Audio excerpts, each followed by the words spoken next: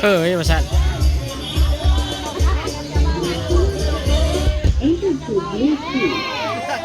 อ้าวกำลังม่วนรัดเคยพี่น้องรัดเคยสบายดีเด้อพี่น้องเด้อสุขุสุคนสุหมงสุบอลพี่น้องเนาะครับหน้าที่จดแต้มพี่น้องเอ้ยมื้อนี้โอ้ย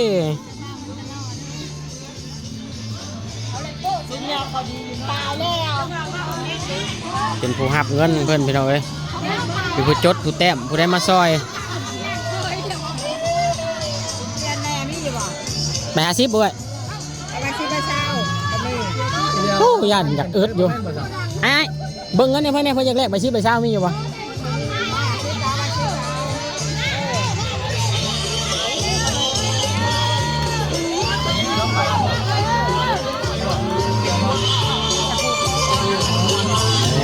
พี่น้องเอ้ยเคยมาแล้วเคยมาแล้ว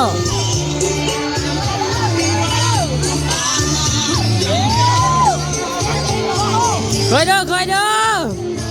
เคยมาแล้วนี่ลิขสิทธิ์มาจักพี่น้องเอ้ย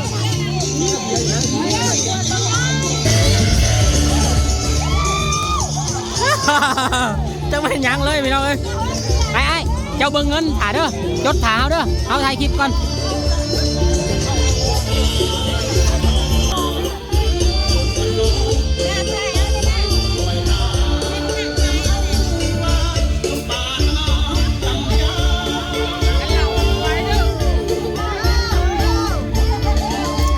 มี3ด่านพี่น้องเอ้ย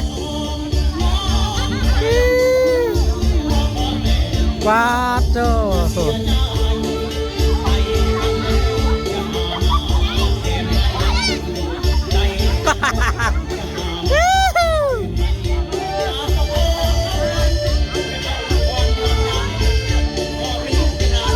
พื่อสิผ่านมาได้ไม่ง่ายได้พี่น้องเอ้ย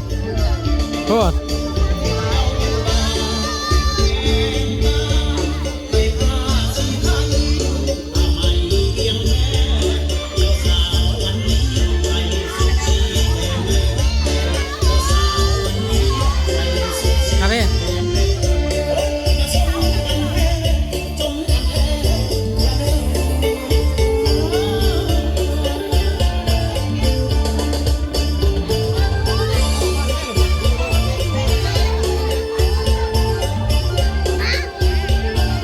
เคย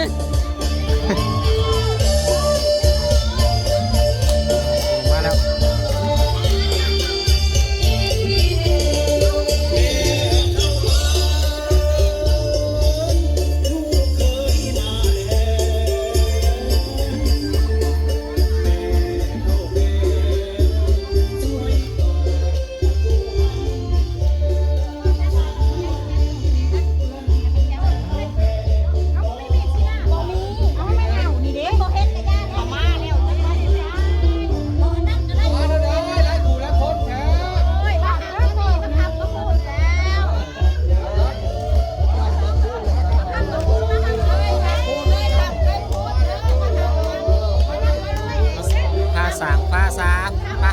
มีเพื่อนว่าพี่น้องเอ้ย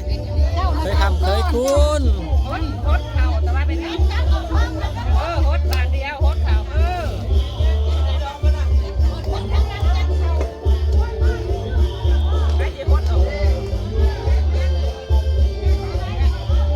เอาไปใส่ถุงไม่เห็นนะเนาะ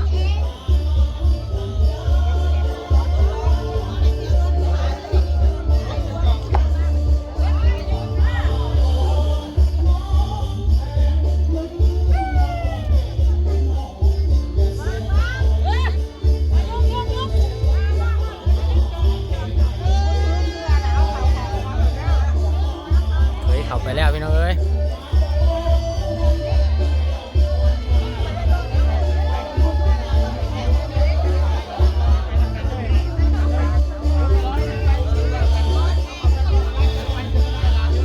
แบกสัตว์แบกมอนมาแล้วพี่น้องเอ้ยมาขำมาคุ้นเพื่อนว่า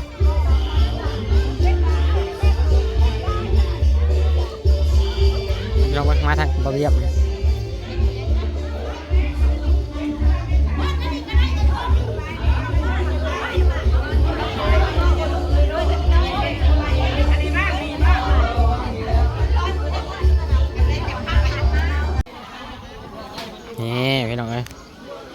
ายเจ้าบ่าวเพิ่นแขกมาหลายคนเลยพี่น้องเอ้ยเนาะเฮาถ่ายที่แรกแล้วยันแต่ตีลิขสิทธิ์พี่น้องเนาะคัดติดแล้วเฮาก็สิได้ลงแต่ตอนนี้ไปพี่น้องเอ้ยสบายดีอีกเทื่อเด้อพี่น้องเนาะสบายดีสุขุสุคนสุหมองสุบอนพี่น้องเอ้ยสบายดีย้ำสวยๆพี่น้องเนาะทำหน้าที่จดแต้มพี่น้องเอ้ยมือนี้นะจดแต้มหับเงินเพิ่นมาซอยในงานเฮาเป็นผู้จดผู้แต้มเพิ่นมอบหน้าที่ให้จดแต้มพี่น้องเอ้ยไอ้ชายเพิ่นมาแล้วพี่น้องเอ้ยโอ้ยังป้อนไข่บ่จักไปขึ้นเบิ่งพี่น้องเอ้ยขึ้นเบิ่งป้อนไข่พี่น้องเอ้ยเนาะเบิ่งขึ้นเบิ่งป้อนไข่ซะก่อนเด้อใช่แหละป้อนแล้วบ่เออแขนป้อนไข่พี่น้องเอ้ยเจ้าบ่าวเจ้าสาวเธอพี่น้องเอ้ยเจ้าบ่าวก็รอเจ้าสาวก็งาม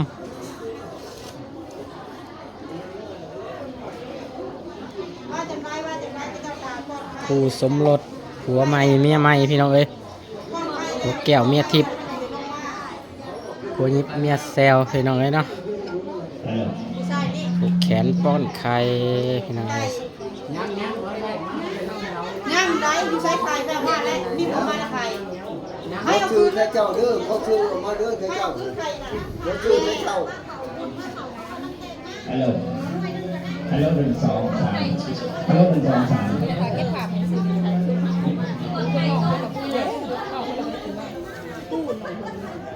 เราหลังไข่ก็จะเอาเนื้อเป็นเนื้อลงเลยเด็กที่เป็นที่ไปตก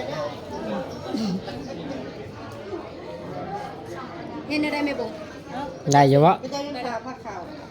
ยังข่าวเพชรเกิดปันประเดี๋ยวก็ต้องมีเพื่อน้ำตาลไปหัวพริกแล้วถ้ายังข่าวผ้าขาวมากมันชื่อเมืองว่าเป็นมอสื่อทั้งนี้อ๋อล่างอยู่วะ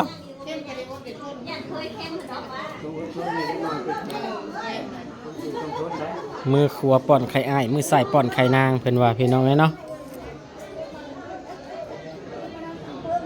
จักหน่อยพี่น้องก็ยังถามว่าเขา